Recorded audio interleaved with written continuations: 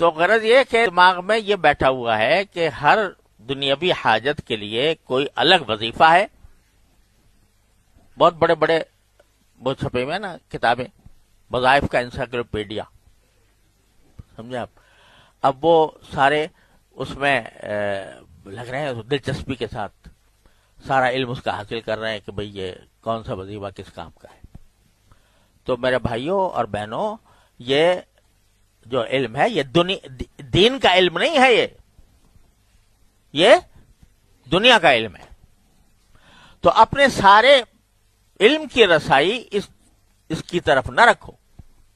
ایک مومن کے لیے تو جو سب سے بڑا تعویذ ہے، سب سے بڑا عمل ہے، سب سے بڑا وظیفہ ہے، وہ کیا ہے؟ 2 رکعت نماز حاجت پڑھ لے اور اللہ کے سامنے ہاتھ پھیلا دے. ہاتھ پھیلا کے کہہ دے یا اللہ میرے گناہوں کو معاف فرما دے. کیونکہ جو کوئی انسان کو مصیبت آتی ہے یا کوئی تکلیف آتی ہے تو بکثرت انسان کے اپنے گناہوں کی وجہ سے آتی ہے.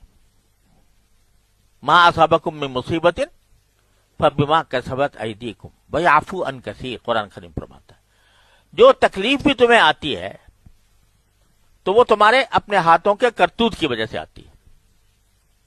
اور ویعفو عن کثیر، اللہ تعالیٰ بہت سے گناہ تو معافی کرتا رہتا ہے، لیکن کسی گناہ کی وجہ سے پکڑ بھی لیتا ہے، کوئی تکلیف آ جاتی ہے.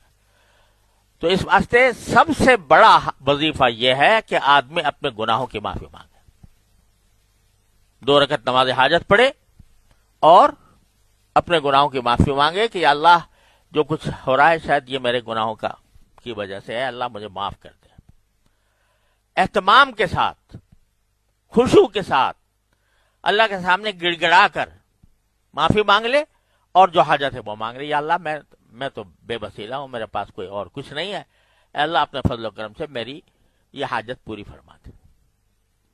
یہ ہے جو اصل وظیفہ ہے جو رسول کریم صلی اللہ علیہ وسلم کا بتایا ہوا ہے.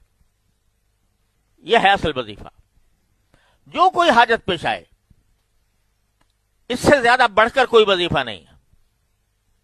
دعا اللہ تبارک و تعالی سے، اس پر ثواب بھی ہے، ہر دعا پر ثواب ہے، چاہے دنیاوی مقاصد کے لیے مانگ رہے ہو تو وہ اس کو اپنا وظیفہ جان بناؤ، اس کو حرز جان بناؤ.